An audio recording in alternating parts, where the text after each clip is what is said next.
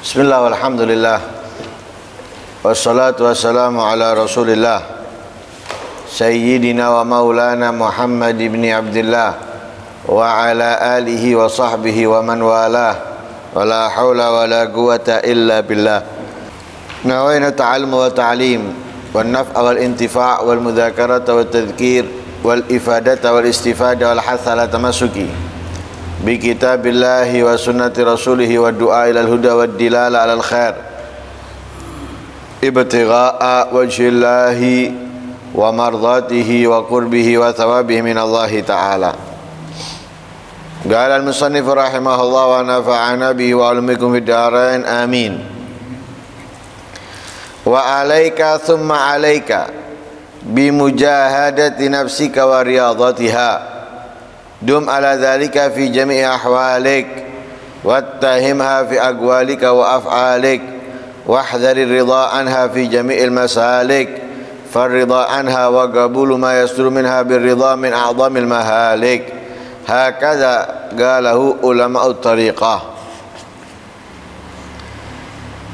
Wa alayka thumma alayka, seharusnya bagimu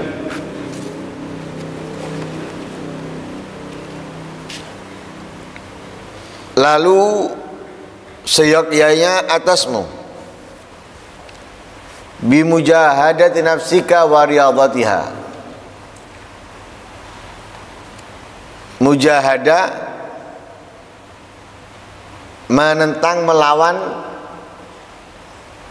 nafsumu, wa riyadatiha dan melatihnya.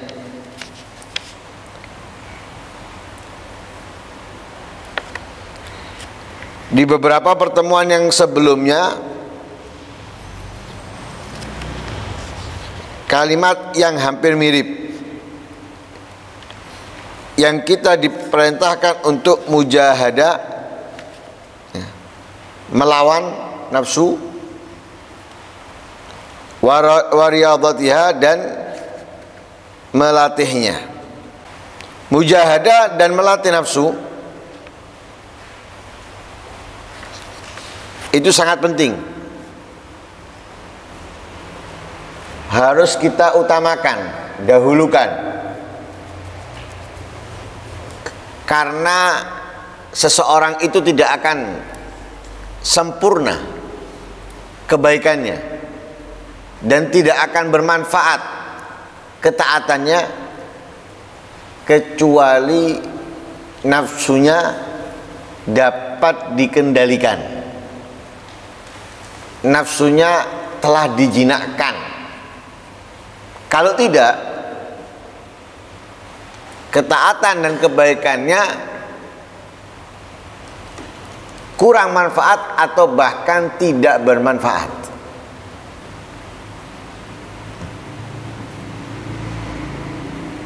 Apa hubungannya? Hubungannya dengan hati. Nafsu itu kalau bisa dijinakkan, hati kita itu aman dari kotoran. Tapi kalau nafsu itu belum bisa dijinakkannya, hatinya belum aman, belum bersih dari kotorannya.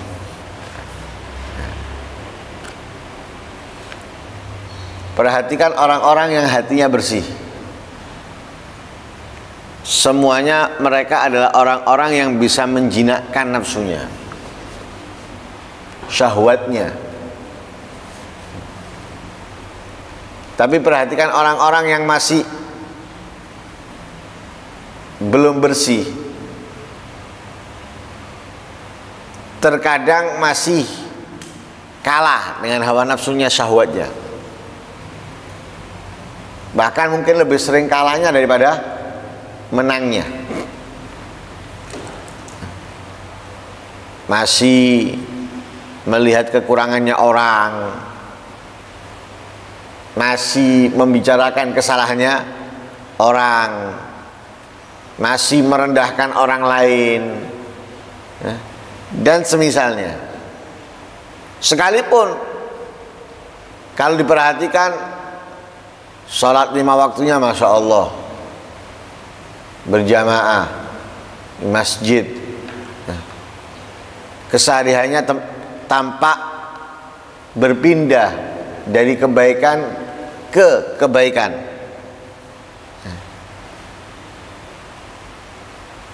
Bertemu orang, senyum dan semisalnya. Walaupun zahirnya nampak seperti itu, tapi kalau ia sendiri belum bisa menjinakkan nafsunya, penyakit hati masih semayam di dalam hatinya. Nah, itu yang membuat apa? Kebaikan, ketaatan kurang manfaat, bahkan sama sekali tidak bermanfaat. Karena itu kita diingatkan, lawanlah, perangilah nafsumu dan latihlah untuk menjinakkannya. Karena liar, nafsu itu liar, seperti hewan liar. Hewan liar itu yang liar tidak akan mungkin bisa patuh taat kecuali apa? Dijinakkan dan dilatih. Lihat di kebun binatang, hewan-hewannya itu yang liar-liar itu bisa jinak, bisa patuh. Suruh lompat masuk ke lubang yang ada apinya, lompat. Suruh nyapa, orang-orang yang melihatnya menyapa.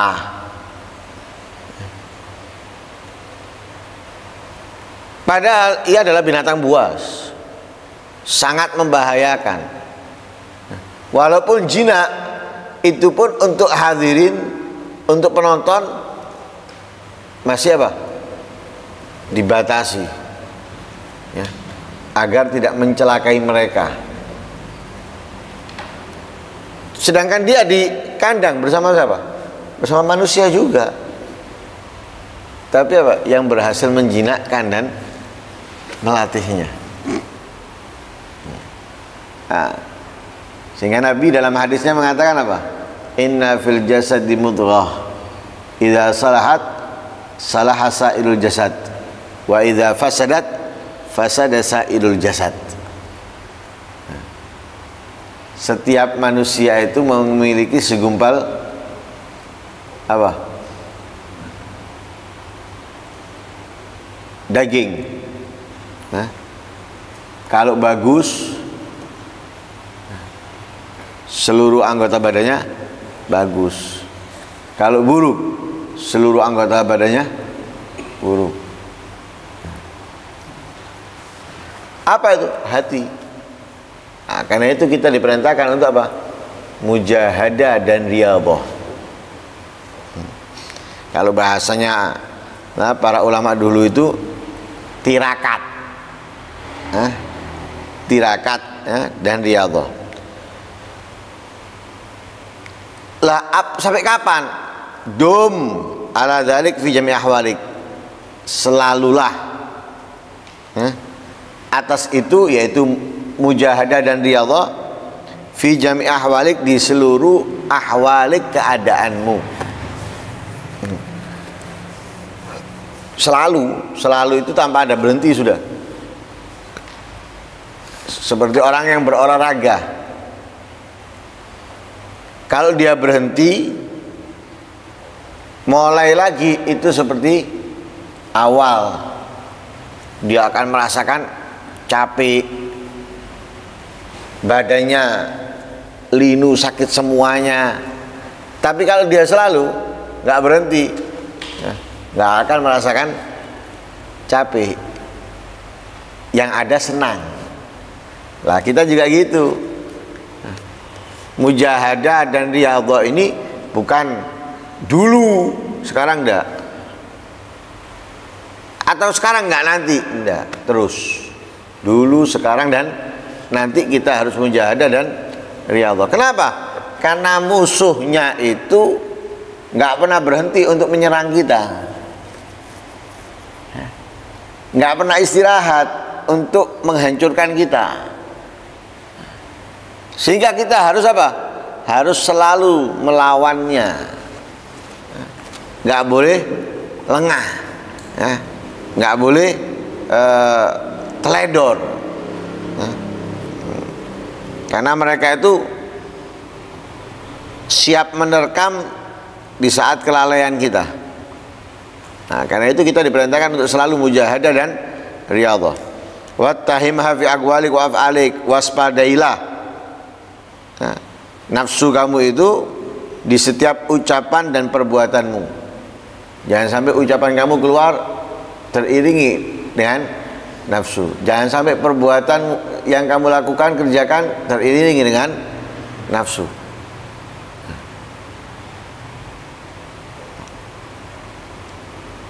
Marah boleh, tapi jangan sampai marah itu diiringi dengan nafsu. Marah kalau teriringi dengan nafsu akan keluar kata-kata, ya, cacian, kemudian kata-kata jorok dan lain sebagainya. Itu teriringi dengan nafsu. Mau itu dalam kebaikan sekalipun, ya, dalam amar ma'ruf dan nahi mungkar sekalipun, kalau teriringi dengan nafsu, nah itu sudah nggak benar. Nggak benar apa? Nggak benar dari ucapannya. Kenapa? Disusupi oleh nafsu. Perbuatannya sesuai, benar, tapi ucapannya nggak benar. Kenapa? Sudah disusupi oleh nafsu. Itu merusak apa yang dia lakukan. Amar ma'ruf nahi mungkar bernilai ibadah ketaatan, tapi karena ucapannya itu teriringi dengan nafsu, akhirnya apa? Merusak amar ma'ruf nahi mungkarnya. Karena itu kita harus waspada. Marah boleh dalam ucapan, tapi harus jangan sampai teriringi oleh nafsu. Seperti marahnya orang tua kepada anak, marah tapi teriringi oleh nafsu. Enggak. Kebanyakan ya, seringnya marahnya orang tua bukan teriringi dengan nafsu. Teriringi apa? Oleh rahmah, kasih sayang, syafaqah, nah, kelembutan. Nah. Begitu juga apa? Jangan sampai waspadailah nafsu kamu itu di dalam apa? Perbuatan kamu. Jangan sampai kamu sholat, jangan sampai kamu membaca Al-Quran, jangan sampai kamu puasa, jangan sampai kamu sedekah dan sebagainya teriringi oleh nafsu. Tak terasa loh nafsu masuk itu. Nah, seperti marah tadi itu. Nah, perbuatannya dilihat benar, tapi ucapannya keluar cacian, hinaan, sudah teriringi oleh nafsu. Merendahkan orang teriringi oleh nafsu. Kenapa? Hal itu semuanya nggak boleh oleh Rasulullah. Mencaci orang nggak boleh. Nah. Mencaci orang secara apa? Secara individu langsung nggak boleh. Tapi kalau sifat tanpa menentukan orangnya nggak apa-apa. Zalim, pembohong, pendusta. Siapa? Ya orang yang zalim, orang yang pendusta. Mana? Nggak ada diketahui siapanya, nggak ada masalah. Nah. Tapi kalau sudah individu itu nggak boleh oleh Rasulullah. Rasulullah mengatakan orang-orang zalim, orang-orang yang berbuat kejahatan. Rasulullah mengatakan, tapi Rasulullah nggak tanpa menentukan siapa pelakunya, secara umum sifatnya. Kalau kita menentukan, itu nggak boleh. Nah ini menentukan orangnya nggak boleh, nggak benar. Nah, itu harus dihindari. Nggak terasa orang itu, karena menganggap perbuatannya benar, kemudian ucapannya dianggap semuanya benar, padahal teriringi oleh nafsu. Karena itu di sini diingatkan kita, wattahimha fi aqwalik wa af'alik.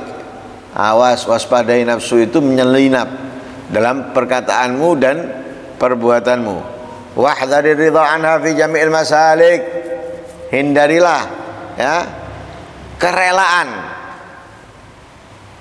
karena nafsu fi jami'il masalik, di setiap masalik langkah-langkahmu. Nah, jangan kamu senang atau setuju dengan nafsu di setiap langkah-langkahmu. Kenapa? Farridha anha wa qabul ma yasduru minha birridha min a'dhamil mahalik. Kerelaan ya, daripada nafsu dan menerima apa yang muncul darinya, birridha dengan kerelaan itu min a'zamil mahalik, termasuk apa? Paling agungnya, paling besarnya al mahalik, ya, jalan atau perbuatan untuk menghancurkan diri. Ya. Jadi kalau kita itu setuju dengan nafsu, setuju apa yang keluar dari nafsu, ya, ini bahaya. Karena apa? Berarti kita menempatkan diri kita di tempat yang nggak akan mungkin kita bisa selamat. Jadi kemungkinan kecil kita bisa selamat. Kenapa? Karena ridho lewat perbuatan, ucapan yang keluar daripada nafsu. Nggak bisa kita setujui itu. Jangan disetujui. Jangan kita senang, bahagia dengan segala sesuatu yang keluar daripada nafsu. Seperti inilah yang dikatakan oleh ulama at-thariqah. Faqad qalu, mereka juga berkata, man jahada syahad, orang yang mujahadah syahad, ia akan menyaksikan. Artinya apa? Orang yang mujahadah, dia akan mendapatkan apa yang diimpikan. Kedekatan dengan Allah, kedekatan dengan Rasul sallallahu alaihi wasallam. Mereka juga berkata, jid sidqan tajid mursyidan,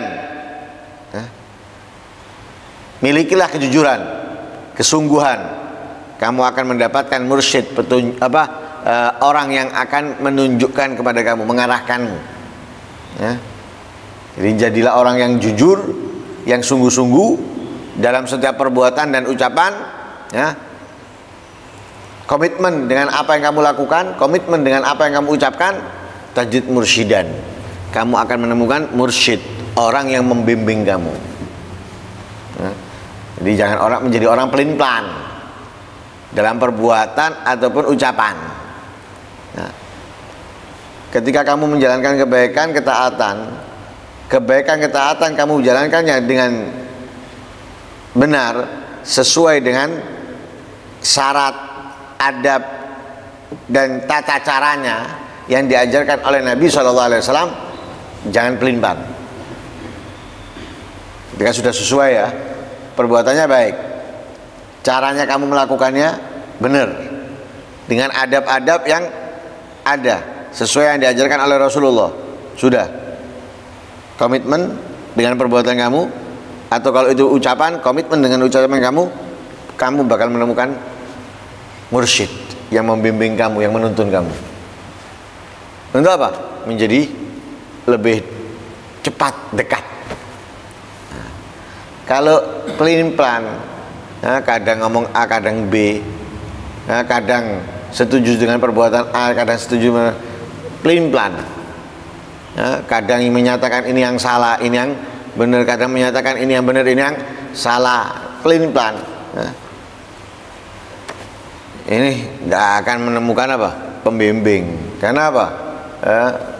Mudzabdzabina baina dzalika la ilaha illa wa la ilaha haula. Ini orang masih lembung, ini layangan itu lembung, nggak tahu ini, turunnya kemana ini, turunnya ke sana atau turunnya ke sini, masih gerak-gerak di atas udara. Wa qalu aidan, mereka juga berkata, innama hurrimul usul bitadyi'il usul fa'rif ya akhi usulahum wasluk sabilahum tabluk mablagha dari riasa. Diharamkan usul sampai kepada Allah atau Rasulnya itu ketika kita menyanyiakan apa? Usul, sumbernya. Menyanyiakan sumber, kita nggak akan sampai, nggak akan sampai. Karena itu kita diperintahkan apa? Kenalilah sumbernya mereka. Jalanlah di jalannya mereka, kamu akan sampai sebagaimana mereka sampai. Wahdari riasa, waspadahilah riasa, cinta kedudukan, cinta kedudukan. Faqad qala ulama, berkata para ulama, man tasduru qabla awani faqad tu'rat li hawani. Siapa orang yang muncul sebelum waktunya, maka ia berjalan menuju kepada kehancurannya. Ya. Belum waktunya muncul. Nah, ini bukan muncul untuk ke atas nanti. Justru apa? Munculnya dia ini menuju ke bawah. Jadi bukan naik tapi turun. Munculnya bukan untuk naik tapi munculnya untuk turun. Kenapa? Karena belum waktunya dia muncul. Nah, seperti apa ya? Kita bikin roti ketika di oven dan semisalnya. Nah, kalau kita keraskan apinya, ngembang tapi belum waktunya. Akhirnya apa? Habis. Kenapa? Akan keluar semua isinya. Nggak jadi. Tapi kalau apinya kecil, ia mengembang pada waktunya. Ini naik. Kita juga gitu. Kalau munculnya itu pada waktunya, itu sempurna, bagus. Itu berarti apa? Akan terus meningkat, bisa dinikmati. Tapi kalau muncul belum waktunya, itu seperti api yang besar tadi itu mengeluarkan apa yang ada dalam isinya, bukan untuk meningkat tapi justru itu apa? Menghabiskan, gagal jadi. Allahu alam. Semoga Allah Subhanahu wa taala memudahkan kita untuk mujahadah dan riyadhah. Ya.